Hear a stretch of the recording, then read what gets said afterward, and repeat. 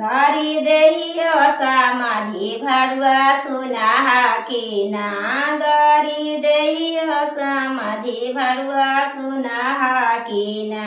आपा कौना कौनहा जात बातलावा किना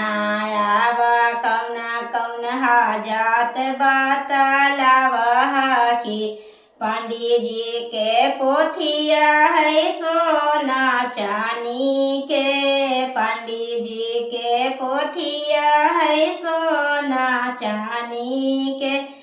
पंडित जी जाला मलहाई मोदी सारा कार के पंडित जी जाला मलहाई मोदी सारा कार के गारी देइयो भारतिया भरुआ सुना की नायाबा कौना कौनहा जात बातलावा की ना आवा कौना कौनहा जात बातलावा की नौआ के नारानिया है सोना चानी के नौआ के नारानिया है सोना चानी के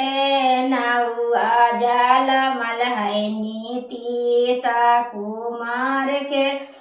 नौआ जाला मल है नीति सा कुमार के। सुनिए शादी के गीत या लाइक सब्सक्राइब शेयर कीजिए।